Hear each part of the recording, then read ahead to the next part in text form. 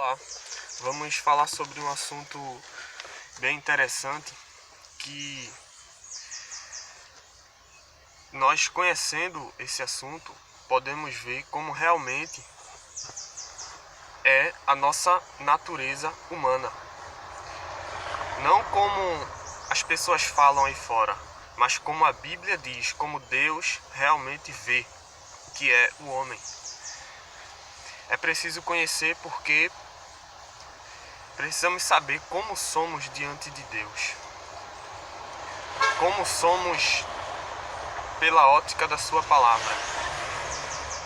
E o assunto que a gente vai falar tem por título depravação total. Depravado já está dizendo o nome, é caído. No caso do homem, corrupto, sujeito a falhas absurdas, quebrado espiritualmente, caído, significa isso. E o homem ele é totalmente depravado, ou seja, o seu espírito não tem liberdade para fazer o que é bom, o que é correto diante de Deus. Não tem liberdade porque o que causa essa depravação total no coração, na alma, no espírito, na mente do homem é o pecado. O pecado, ele é a mancha no coração do homem que deixa ele corrupto, incapaz de agradar a Deus. Ele pode até fazer boas obras, ele pode frequentar lugares aos seus olhos saudáveis, mas o seu coração é mau, é corrupto. A palavra de Deus fala isso no livro de Jeremias, no capítulo 17, que perverso e desesperadamente corrupto é o coração do homem. O pecado ele faz isso e por causa do pecado o homem só tem vontade, desejo de fazer o que é errado aos olhos do Senhor. Ainda que ele faça uma boa obra, ela é corrompida. Ainda que ele pense algo que ache bom aos olhos dos homens, mas é corrompido.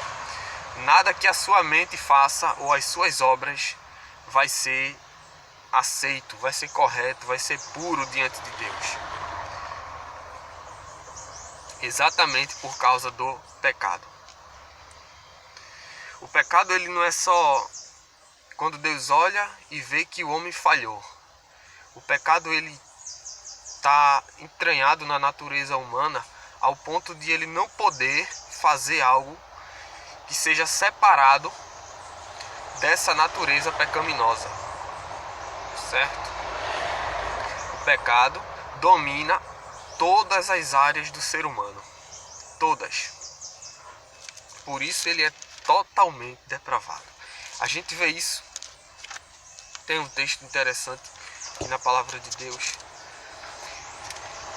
No livro, na carta de Paulo aos Efésios, no capítulo 2. O apóstolo Paulo fala que nós estávamos mortos em nossos delitos e pecados. O que é a morte? Morte é totalmente sem vida, espiritualmente falando. Ele está inerte. Ele não pode fazer nada sozinho, de vida, de bom, de agradável a Deus. Ele é incapaz de se erguer. Isso por causa do pecado. Pecado na natureza humana. Ele é tão depravado que não é que ele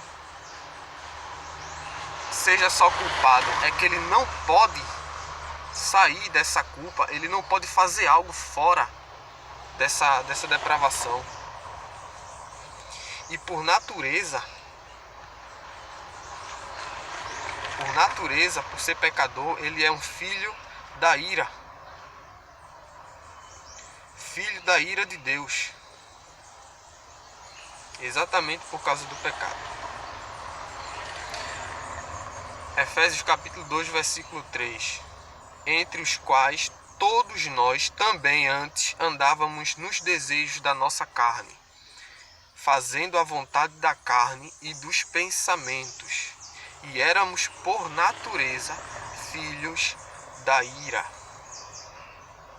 E o verso 5, estando ainda nós mortos em nossas ofensas ou nossos delitos e pecados. O homem sem Deus, sem Cristo, sem a graça, o homem natural, ele é incapaz de agradar a Deus. Ele não tem nada de vida no sentido espiritual.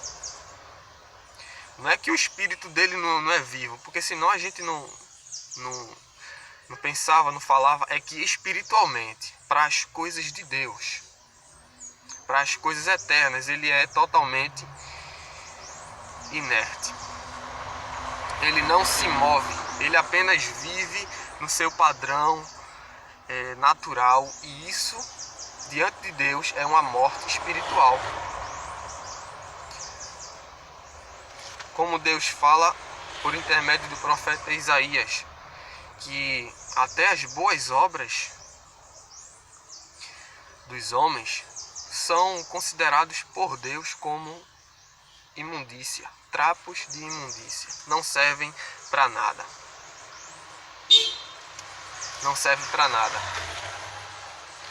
E a prova de que ele não pode se libertar disso, ele não pode sair, porque ele é totalmente depravado, o homem natural. Claro que fica claro na Escritura que a vida é Cristo. Cristo é o que liberta. Mas naturalmente, que nós estamos falando, ele é mau. E ele sendo mau, em Romanos 8, está dizendo que ele também não pode fazer a vontade do Espírito, porque está preso fazendo as obras da carne. Ele é incapaz, ele é inclinado às obras da carne e incapaz de agradar a Deus. Vamos ver aqui, eu vou ler Romanos capítulo 8. Romanos capítulo 8, versículo 5. Porque os que são segundo a carne inclinam-se para as coisas da carne,